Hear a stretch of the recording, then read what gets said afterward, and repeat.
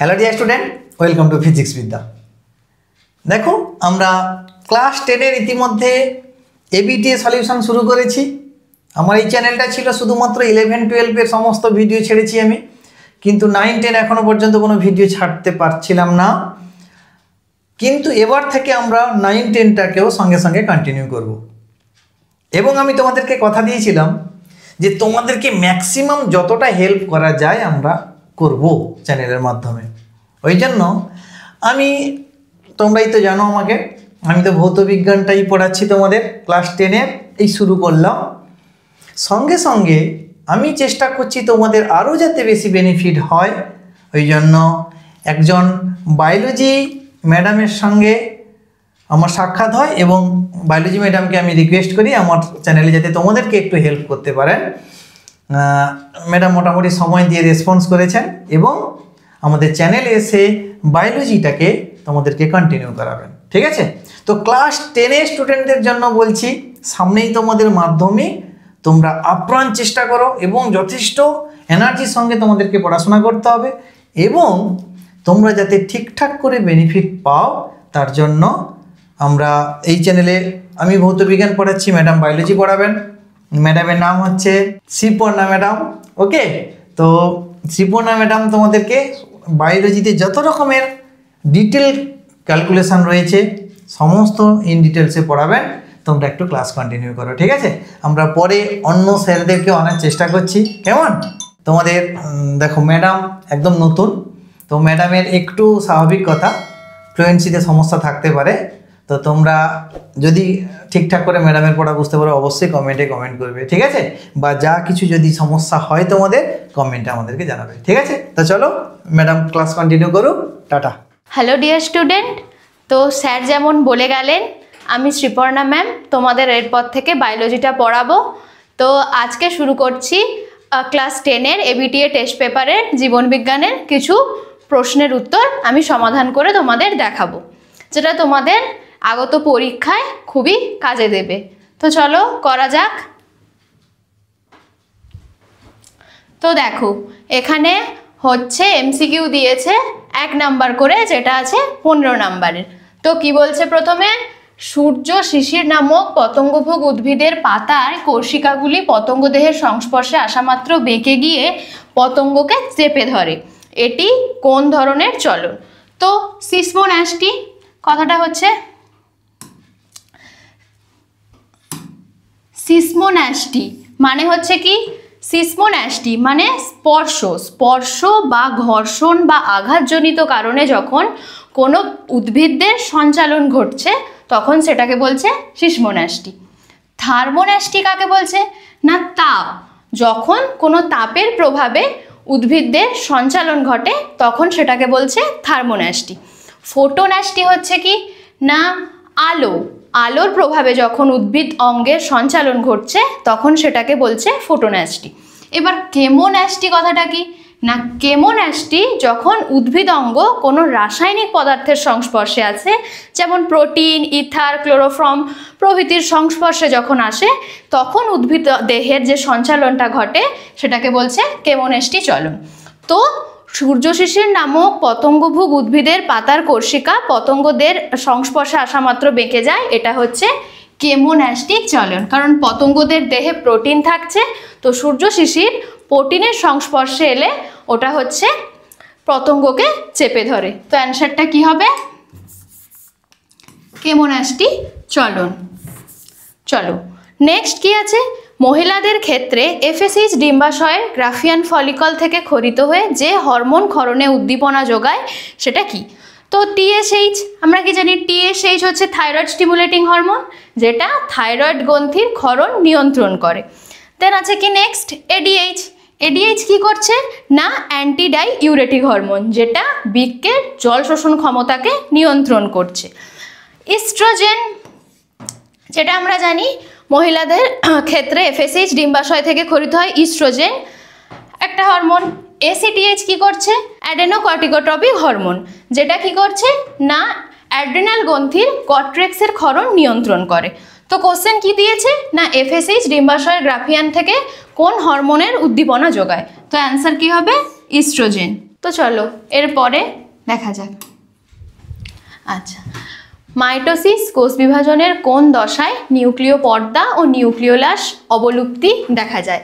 তো মাইটোসিসটা হচ্ছে কি, দেখো এটা হচ্ছে জনিত্রী জনু।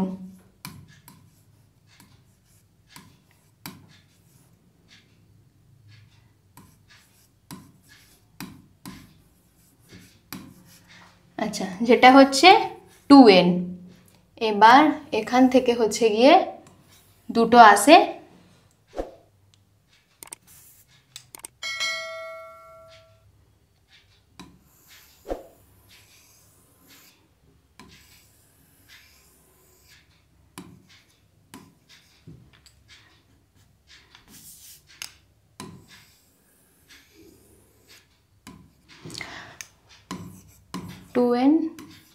Two N. এটা হচ্ছে কি অপত্য কোষ।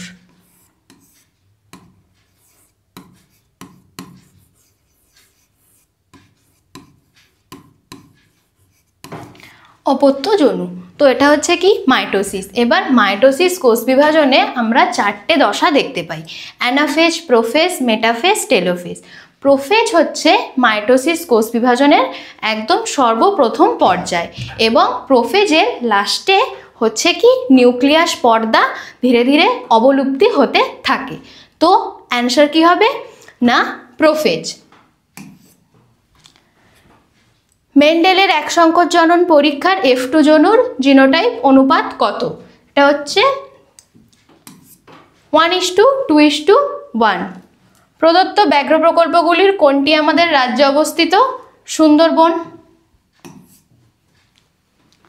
চলো, মানুষের অটোজোমে থাকা জিন দ্বারা নিচের কোনটি নিয়ন্ত্রিত হয় না? কি বলেছে না মানুষের অটোজোমে থাকা জিন দ্বারা কোনটি নিয়ন্ত্রিত হয় না? এর অ্যান্সার হবে হিমোফিলিয়া।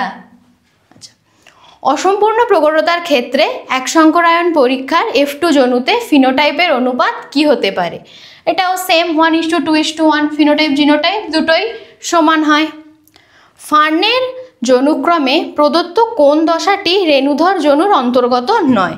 কি কি অ্যান্সার আছে দেখো, প্রোথ্যালাস, সোরাস, রেণুস্থলী, রেণুমাতৃকোষ, দুটোই তো রেণু, তো এটা হবে না। সোরাসটা কাকে বলে? সোরাস হচ্ছে কি না রেণুস্থলী বিদীর্ণ হয়ে যাওয়াকে, সেটাকে হচ্ছে কি বলে? সোরাস। তো অ্যান্সার হবে প্রোথ্যালাস। ফার্নের জনুক্রমে কি অন্তর্গত নয়? প্রোথ্যালাস। চলো নেক্সট। কোনো একটি খাদ্য শৃঙ্খলে ক্লোরিনযুক্ত কীটনাশক প্রবেশ করলে নিচের কোন ঘটনাটি ঘটে? অ্যান্সার হবে জীব বিবর্ধন ঘটে। ক্লোরিনযুক্ত কীটনাশক এটা হচ্ছে কি ডিডিটি।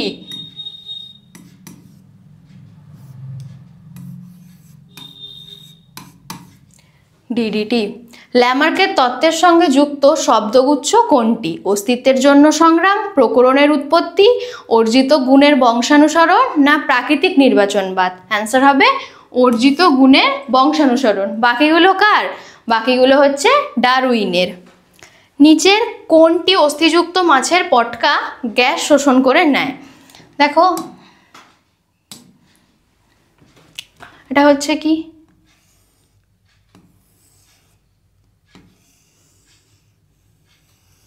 পটকার, এটা হচ্ছে রেডগ্রন্থি,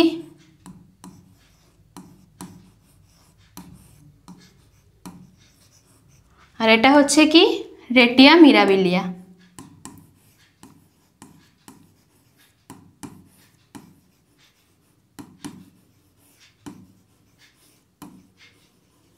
এটা অগ্রপ্রকোষ্ঠ, এটা পশ্চাৎ প্রকোষ্ঠ। তো রেডগ্রন্থি হচ্ছে গ্যাস উৎপন্ন করে আর রেটিয়া মিরাবিলিয়া হচ্ছে গ্যাস শোষণ করে। তাহলে অ্যান্সার হবে রেটিয়া মিরাবিলিয়া। চলো নেক্সট। পূর্ব হিমালয় জীববৈচিত্র্যের হটস্পটের একটি বিপন্ন প্রজাতি হলো রেড পান্ডা। নিচের কোন জীবাণুটি নাইট্রোফিকেশনে অংশগ্রহণ করে?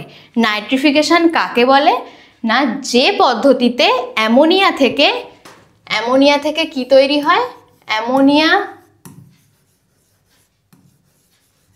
ভেঙে সেখান থেকে আসে নাইট্রাইট,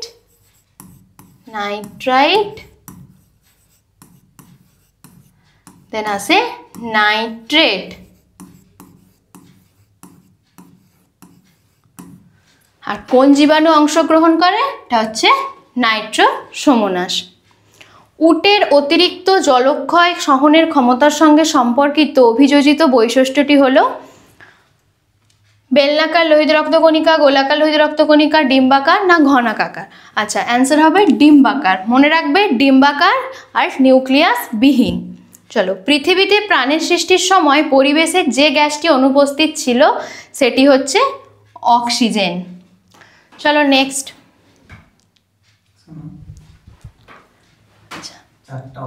দেখো এখানে 1 নম্বরের কোশ্চেন আছে 21টা, তোমাদের করতে হবে। অনেক সময় থাকে 4টে করতে হবে, 5টা করতে হবে, তো তোমরা সবগুলোই করে এসো, কারণ প্রথমটা ভুল হলে তোমরা সেকেন্ডে নাম্বার পেয়ে যাবে। তো সবগুলোই চেষ্টা করবে করে আসার। চলো, আচার্য জগদীশচন্দ্র বসু লজ্জাবতী এবং বনচাঁড়াল উদ্ভিদে বৈদ্যুতিক উদ্দীপনা পাঠিয়ে উদ্ভিদের ড্যাশ ধর্মটি প্রমাণ করেন। এটা হচ্ছে সংবেদনশীলতা। সংবেদনশীলতা।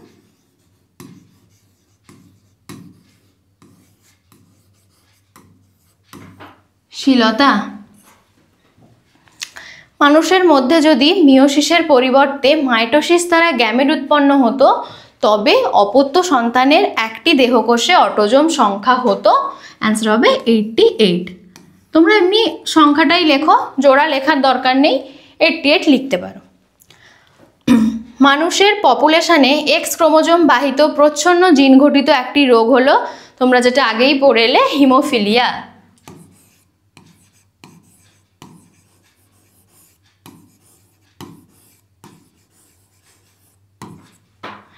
হিমোফিলিয়া। তো চলো নেক্সট। আচ্ছা, আধুনিক ঘোড়ার খুর হলো তাদের পূর্বপুরুষের কত নম্বর আঙুলের রূপান্তর? উত্তর হবে 3 নম্বর আঙুলের রূপান্তর। আচ্ছা, নাইট্রোজেন চক্রের কতগুলি, আচ্ছা এটা একটু মিস্টেক হয়ে গেছে। নাইট্রোজেন চক্রের ওপরেরটা, হ্যাঁ এই যে নিচে চলে এসছে, তোমরা এটাকে এখানে একটু অ্যাড করে নিও। তাহলে নাইট্রোজেন চক্রের পর্যায়ে অ্যামোনিয়া ড্যাশ কতগুলি ব্যাকটেরিয়ায় সাহায্যে নাইট্রাইট ও নাইট্রেটে রূপান্তরিত হয়? আগেই তোমরা পড়ে এলে। অ্যান্সার কি হবে? নাইট্রিফিকেশন। বাজারে বহুল বিক্রিত বোতলজাত ঠান্ডা পানীয় প্রস্তুত করতে ড্যাশ জলের প্রচুর অপচয় ঘটে। কোন জল নেওয়া হয়? সাধারণত মিষ্টি জল বা স্বাদু জল যেটা হয়ে থাকে, যেটা নেওয়া হয়। চলো, স্বাদু জল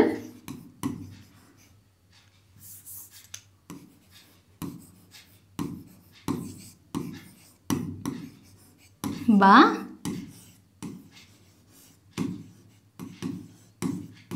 মিষ্টি জল। হাতের লেখা একটু খারাপ হতে পারে, তোমরা আমার ভয়েস শুনে নোট ডাউন করে নেওয়ার চেষ্টা করো, ঠিক আছে? চলো, আচ্ছা এখানে কি বলেছে? সত্য অথবা মিথ্যা বলার জন্য। এই দেখো একটু আগেই বলছিলাম তোমাদের যে কোনো 5টি তোমরা প্রত্যেকটাই করার চেষ্টা করো। ট্রপিক চলন হলো উদ্ভিদদের বৃদ্ধিজনিত চলন, এটা সত্য না মিথ্যা? আচ্ছা, ট্রপিক চলনটা কি না, উদ্ভিদদের যখন কোনো উদ্দীপকের বা উৎসের দিকে যখন উদ্ভিদদের বৃদ্ধিটা ঘটে তখন তাকে বলছে ট্রপিক চলন। কোনো উৎস বা উদ্দীপক, যেমন ট্রপিক চলনের 3টে টাইপ আছে, ফোটোট্রপিক, হাইড্রোট্রপিক আর একটা হচ্ছে জিওট্রপিক। তাহলে উদ্ভিদ ট্রপিক চলন হলো উদ্ভিদদের বৃদ্ধিজনিত চলনটা সত্য না মিথ্যা? কি হবে তোমরাই বলো? এটা সত্য। আমি রাইট দিচ্ছি আর পুরো সত্যটা লিখছি না। চলো, মাইটোসিস কোষ বিভাজনে ক্রসিং ওভার ঘটে, এটা সত্য না মিথ্যা? আচ্ছা, ক্রসিং ওভার জিনিসটা কি? ক্রসিং ওভার হচ্ছে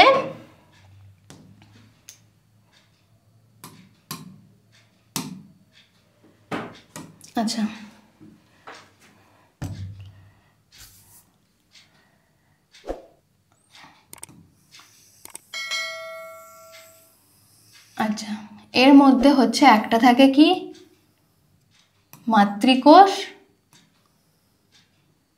আর একটা থাকছে পিতৃকোষ।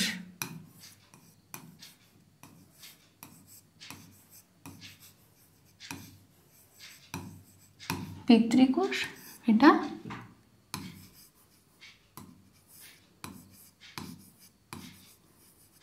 মাতৃকোষ এটা। আরো একটু হয়তো ডিজাইন দিলে হতো, এরকম করছি তোমরা বুঝতে পারছো। মাতৃকোষ পিতৃকোষ এই দুটোকে একসাথে হচ্ছে কি বলছে, সমসংস্থ ক্রোমোজোম। তো সমসংস্থ ক্রোমোজোমে দুটো নন সিস্টার ক্রোমাটিড থাকে। সমসংস্থ ক্রোমোজোমের নন সিস্টার ক্রোমাটিড দ্বয়ের মধ্যে দেহাংশের খণ্ড বিনিময়কে কি বলছে, ক্রসিং ওভার, এবং এই পুরো প্রক্রিয়াটা ঘটছে মিওসিসে। তো এখানে কি হবে, অ্যান্সার ভুল হবে, কারণ এখানে মাইটোসিস দেওয়া আছে। এই পুরো প্রক্রিয়াটা ঘটে মায়োসিসে। আচ্ছা, মেন্ডেল তার বংশগতি সংক্রান্ত পরীক্ষাগুলোর বর্ণনায় জিন শব্দটি ব্যবহার করেছিলেন? না, এটা ভুল হবে, কারণ মেন্ডেল জিন নয়, ফ্যাক্টর বা উপাদান শব্দটি ব্যবহার করেছিলেন।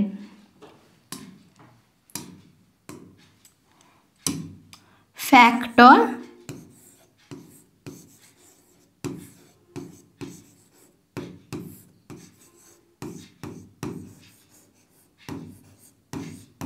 উপাদান, যেটা পরবর্তীতে বিজ্ঞানীরা জিন হিসেবে নামকরণ করেন, কিন্তু মেন্ডেল প্রথমে ফ্যাক্টর বা উপাদান হিসেবে ব্যবহার করেছিলেন। চলো নেক্সট দেখা যাক। বাষ্পমোচনের হার হ্রাস করার জন্য ক্যাকটাসের পাতা কাঁটায় রূপান্তরিত হয়েছে। এটা সত্য, ক্যাকটাসের পাতা কাঁটায় রূপান্তরিত হয় বাষ্পমোচন রোধ করার জন্য, এটা সত্য। আচ্ছা, নিষ্ক্রিয় অঙ্গসমূহ অভিসারী বিবর্তনকে নির্দেশ করে, এটা ভুল, মিথ্যা হবে এটা। আচ্ছা, কোরোয়েট লেন্সের বক্রতা ও আকারের পরিবর্তন ঘটিয়ে চোখের উপযোজনে সাহায্য করে। আচ্ছা, কোরোয়েট কি করে? কোরোয়েটের কাজ হচ্ছে আমাদের চোখের রেটিনাকে বাইরের কোনো কিছু থেকে প্রোটেক্ট করা, রক্ষা করা। তাহলে কোরোয়েটে এটা হচ্ছে মিথ্যে হবে। এখানে কি হবে, সিলিয়ারি বডি। সিলিয়ারি বডি কি করে না, লেন্সের বক্রতা ও আকারের পরিবর্তন ঘটিয়ে চোখের উপযোজনে সাহায্য করে। তাহলে এখানে কোরোয়েড হবে না, কি হবে, সিলিয়ারি বডি।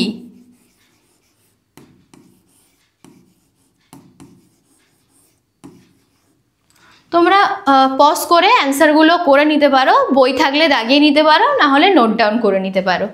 তো চলো নেক্সট। আচ্ছা, এখানে হচ্ছে এ স্তম্ভর সাথে বি স্তম্ভ দুটো মিল করাতে হবে। আচ্ছা দেখো এখানে কি হবে না, জিব্বেরেলিন হচ্ছে মুকুল ও বীজের সুপ্তাবস্থা ভঙ্গ করে। আচ্ছা, শাখা কলম কি হবে, শাখা কলম হবে গোলাপ। আচ্ছা, সমসংস্থ অঙ্গ গঠন এক কিন্তু কাজ ভিন্ন, যেটাকে বলছে সমসংস্থ অঙ্গ। আচ্ছা, কুঞ্চিত ও হলুদযুক্ত কুঞ্চিত হলুদ বর্ণের বীজযুক্ত মটর গাছের জিনোটাইপ, যেটা হচ্ছে স্মলার ক্যাপিটাল ওয়াই। আচ্ছা, জলাভূমি হচ্ছে গিয়ে ভূগর্ভস্থ জলের পুনর্নবীকরণ। আচ্ছা, থাইমিন ও ইউরাসিল কি হবে, পিরিমিডিন ক্ষারক, থাইমিন ও ইউরাসিল। তো দেখে নাও তোমরা। চলো এবার নেক্সট দেখা যাক। আচ্ছা, বৃসদৃশ্য শব্দটি বেছে লেখো। কোনটা বলেছে, গুরু মস্তিষ্ক, হাইপোথ্যালামাস, পন্স না থ্যালামাস? তো হচ্ছে কি এখানে গুরু মস্তিষ্ক, হাইপোথ্যালামাস অ্যান্ড থ্যালামাস তিনটে হচ্ছে কি অগ্র মস্তিষ্কের পার্ট, আর পন্স হচ্ছে পশ্চাৎ মস্তিষ্কের পার্ট। তো এখানে আলাদা কোনটা হবে, পন্স। আচ্ছা, সোয়ান কোষ কোথায় থাকে? আচ্ছা দেখো,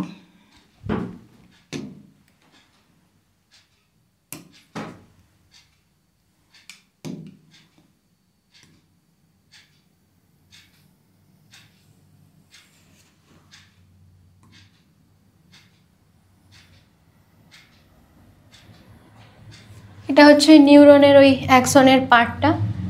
এবার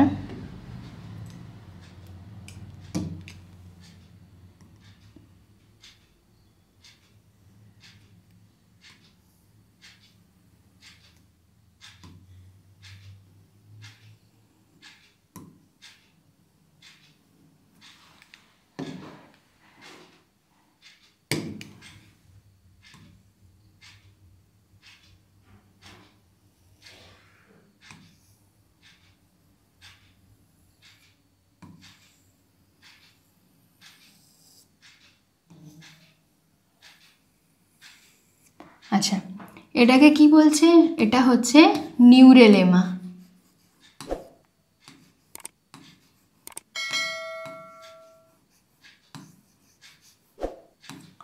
আচ্ছা, আর এটা হচ্ছে কি? মায়োলেমা।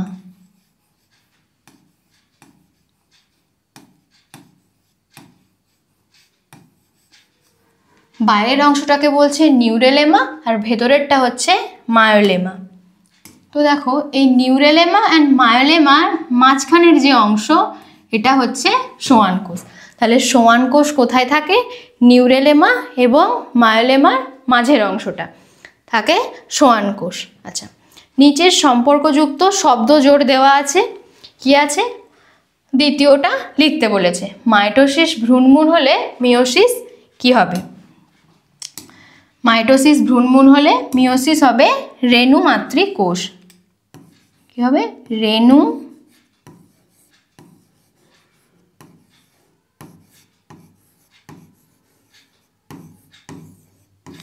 মাতৃক কোষ। চলো এবার নেক্সট যাওয়া যাক।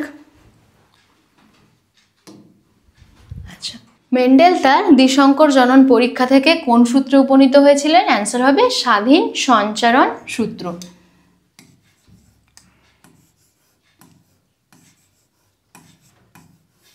স্বাধীন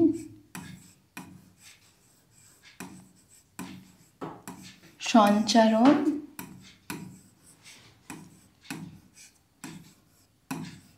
সূত্র। আচ্ছা, সুস্থ মানুষের মধ্যে দেখা যায় এমন একটি বংশানুক্রমিক সঞ্চারিত প্রকরণের উদাহরণ দাও। আচ্ছা, এটা কি হবে? না মানুষের কানের যুক্ত কানের লতি এবং মুক্ত কানের লতি। কানের যুক্ত কানের লতি, যুক্ত কানের লতি আর মুক্ত কানের লতি।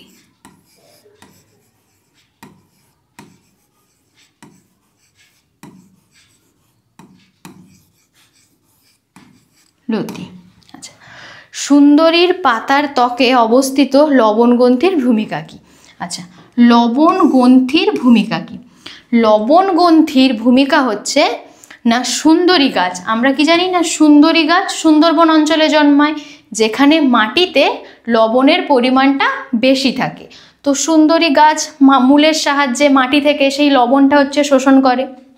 এবার লবণ গ্রন্থি কী করে? না সুন্দরীর দেহে শোষিত অতিরিক্ত লবণকে লবণ গ্রন্থি হচ্ছে বের করে দেয়। তাহলে এক কথায় আমরা কি বলতে পারি? না সুন্দরী গাছের দেহের যে অতিরিক্ত লবণটা সেটা মোচন করে, মানে সেটাকে নির্গত হয় কার সাহায্যে? লবণ গ্রন্থির সাহায্যে। চলো,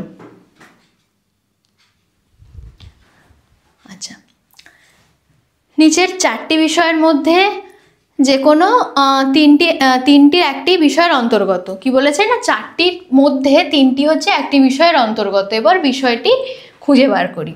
কি বলেছে? SPM, যার ফুল ফর্ম হচ্ছে কি? Suspended particulate matter. আচ্ছা, বায়ু দূষণ, গ্রিন হাউস গ্যাস, ফুসফুসের রোগ। এবার গ্রিন হাউস গ্যাস, বায়ু দূষণ হচ্ছে গ্রিন হাউস গ্যাসের প্রভাবে। গ্রিন হাউস গ্যাস যেমন কি কার্বন ডাইঅক্সাইড হতে পারে, কার্বন মনোঅক্সাইড হতে পারে, বিভিন্ন কলকারখানা থেকে নির্গত ক্ষতিকারক গ্যাস। ফুসফুসের রোগ হয়। তাহলে বায়ু দূষণের মধ্যে পড়ছে গ্রিন হাউস গ্যাস, ফুসফুসের রোগ এবং SPM এর মধ্যে কি পড়ে? এরোসোল, ধোঁয়া, ধুলো, এগুলো। তাহলে অ্যান্সার হবে কি? বায়ু দূষণ। আচ্ছা, তারপরে কি বলেছে দেখো, স্থানীয় মানুষ ও বন দপ্তর যৌথভাবে জঙ্গল পুনরুদ্ধারের জন্য যে ব্যবস্থা অনুসরণ করে তার নাম লেখো। আচ্ছা, যৌথভাবে মানে জয়েন্টলি করছে, তাহলে এটা কি হবে? JFM বা ফুল ফর্ম হচ্ছে কি জয়েন্ট ফরেস্ট ম্যানেজমেন্ট, যেটা কত সালে হয়েছিল? যেটা হয়েছিল 1971। চলো নেক্সট। আচ্ছা, আজকে এই পর্যন্তই থাকলো। তোমাদের ভালো লেগে থাকলে একটা লাইক কমেন্ট করতে ভুলো না। তোমাদের যদি কিছু প্রবলেম হয়, কোনো কিছু বুঝতে অসুবিধা হয়, অবশ্যই আমাদের কমেন্টে জানিও। আমরা চেষ্টা করব তোমাদের পাশে সবসময় থাকার। বাকি মন দিয়ে পড়াশোনা করো। আজকের মতো এই পর্যন্ত। আর নোটিফিকেশানটা অন করতে ভুলো না, যাতে ভিডিও এলে সবার আগে তোমার কাছেই পৌঁছয়। চলো।